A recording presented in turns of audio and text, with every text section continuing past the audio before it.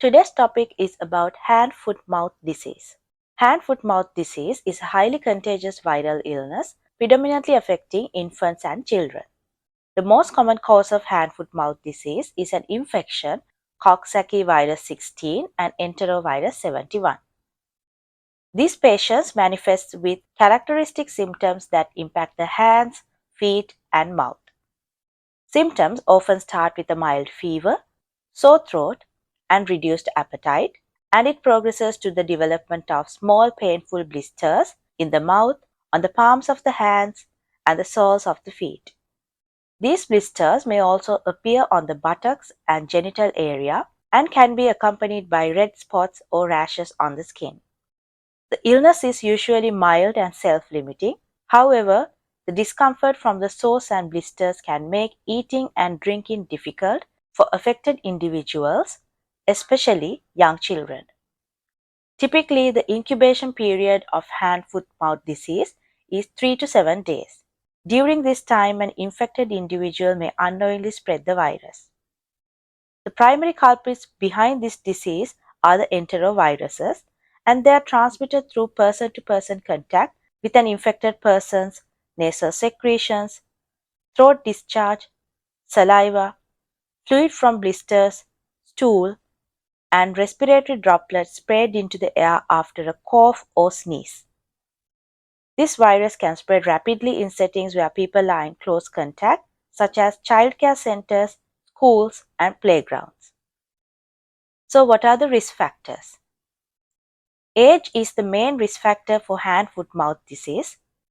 This disease mostly affects children younger than 5 to 7 years. Children in childcare settings are especially vulnerable because of how this infection spreads, and that's by person-to-person contact. Diagnosis of hand-foot-mouth disease is decided by evaluating the child's age, child's symptoms, and how the child's rash and sores looks like. To diagnose, throat swab or stool specimen is needed to determine which virus caused the illness. While most cases of hand-foot-mouth disease resolve without complications, in some rare instances, severe complications such as viral meningitis, encephalitis, or myocarditis can occur, especially if the organism is enterovirus 71. The most common complication of hand-foot-mouth disease is dehydration. So encourage the child to drink fluids during the illness, and if the child becomes too dehydrated, they may need intravenous fluids in the hospital. The illness can cause sores in the mouth and throat, making swallowing too painful. So what is the treatment? The treatment for hand-foot-mouth disease is primarily supportive and focuses on alleviating the symptoms. A topical oral anesthetic may help relieve the pain of mouth sores. Dehydration is a quite complication, so it's important to ensure adequate hydration via oral or IV routes. Maintain a soft diet to ease swallowing. Antiviral medications are not typically used for treating hand-foot-mouth disease, as the illness is usually resolving on its own within a week to 10 days. To prevent the spread of hand-foot-mouth disease, this involves practicing good hygiene habits.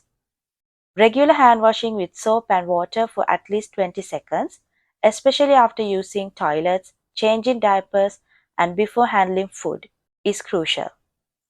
When soap and water aren't available, use hand sanitizer. Avoid close contact with infected individuals because hand-foot-mouth disease is highly contagious, so people with the illness should limit their exposure to others while they have symptoms. Disinfecting frequently touched surfaces and toys, as the virus can live for days on surfaces in common areas, including a doorknob, and on shared items such as toys. Encourage the practice of respiratory etiquette such as covering mouth and nose when coughing or sneezing. These measures are essential in containing the spread. In summary, hand-foot-mouth disease is a common viral illness affecting mainly children, and it's characterized by fever, sore throat, and the appearance of painful blisters on hand, feet, and in the mouth.